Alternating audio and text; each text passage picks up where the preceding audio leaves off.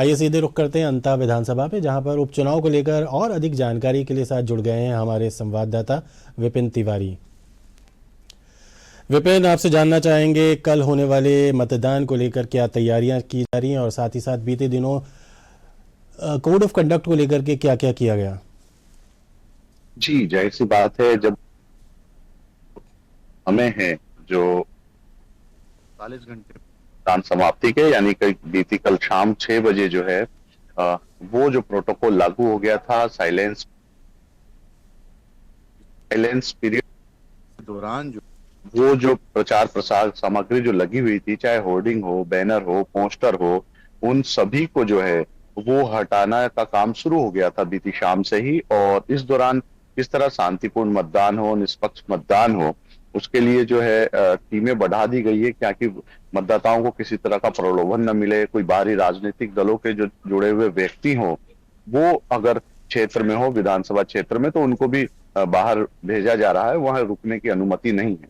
तो ऐसे में पुलिस जो है, जिला निर्वाचन आयोग जो है, पुलिस के सहयोग से लगातार जो है निगरानी कर रहा है। एफएसटी टीमें बढ़ा दी गई है, दुगनी कर दी गई है, पुलिस जाब्ता बढ़ा दिया गया है।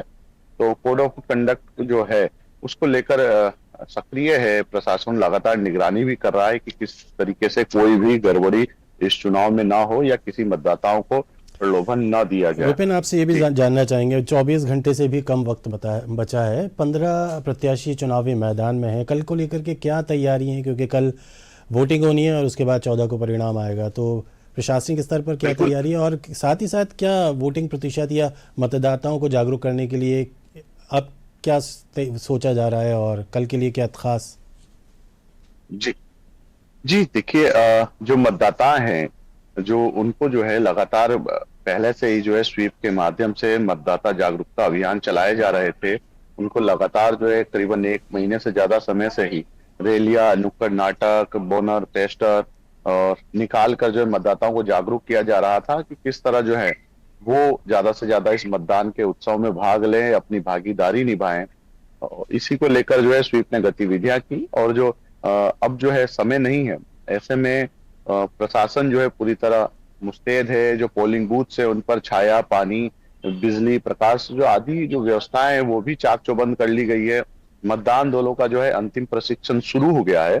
अंतिम प्रशिक्षण के तुरंत बाद ही इन मतदान दलों को जो है सुरक्षा पुलिसकर्मी के साथ, वीडियोग्राफर्स के साथ, एक सेक्टर मजिस्ट्रेट के साथ, ये सबकी निगरानी में जो है पोलिंग बूथों पे अब भेजने का काम भी शुरू हो जाएगा।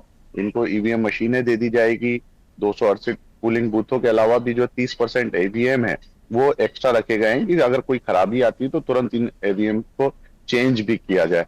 तो ऐसे में प्रशासन मुस्तैद है। जिला निर्वाचन आयोग जिला निर्वाचन अधिकारी है, वो लगातार जो है निगरानी बनाए हुए हैं। पर्यवेक्षक भी यहाँ मौजूद है, वो भी सामान्य पर्यवेक्षक हो, व्यय पर्यवेक्षक हो या पुलिस पर्यवेक्षक हो, वो भी लगातार मॉनिटरिंग कर रहे हैं और यही कोशिश कर रहे हैं कि किसी तरह चुनाव में जो है वो निष्पक्ष हो, शांतिपूर्ण हो, कहीं भी किसी तरह की गड़बड़ी की आशंका विपिन, ना आपसे हो। जरूर जानना चाहेंगे, अक्सर हम देखते हैं कि चुनाव के दौरान नव मतदाताओं को आकर्षित करने के लिए या आज के यूथ के लिए बहुत सारे नवाचार भी किए जाते हैं। बहुत सारे पोलिंग बूथों के ऊपर हम देखते हैं कि कुछ स्टैंडी बनाई जाती है जहाँ पे लोग सेल्फी लेते हैं। आपको क्या लगता है कि कल के लिए, क्योंकि एक उपचुनाव है, अपनी तरफ से एक उत्सव का माहौल यहाँ पे दिख भी रहा है, नज़र भी आ रहा है, क्या कुछ है जो नव मतदाता या फिर देखिए मतदाताओं के लिए खास सोचा गया है। देखिए निर्वाचन आयोग द्वारा इस बार जो है कई नवाचार किए गए हैं पोलिंग बूथों पर।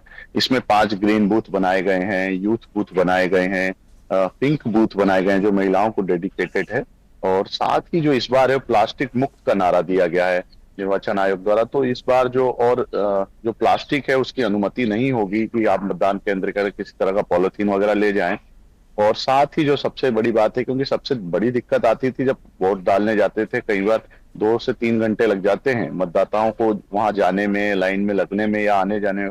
तो ऐसे में जो मोबाइल है उनसे कांटेक्ट नहीं हो पाता, घर छोड़ के जाना पड़ता है क्योंकि अंदर अनुमति। लेकिन इस बार निर्वाचन आयोग ने जो है हर मतदान केंद्र पर जूट के बैग उपलब्ध कराए। इन जूट के बैगों में एक कर्मचारी जूट के बैगों पर एक कर्मचारी रखा है जो आने वाले मतदाताओं के मोबाइल वहां जमा कर सकेगा और वापस सिस्टम से एक क्या कहता है वापस उनको दे सकेगा। तो एक बड़ी राहत हो जाएगी मतदाताओं के लिए कि अपना मोबाइल फोन वो मतदान बहुत केंद्र महत्वपूर्ण तक बात है। ले जा कहीं न कहीं सकेंगे बाहर निर्वाचन तक। विभाग इस पहल के माध्यम से जहां सुरक्षा उपलब्ध करवा रहा है, वहीं साथ ही साथ प्लास्टिक मुक्त भारत की तहत अपने लिए एक अच्छा इनिशिएटिव भी ले रहा है। बहुत बहुत शुक्रिया इन तमाम जानकारी के लिए विपिन।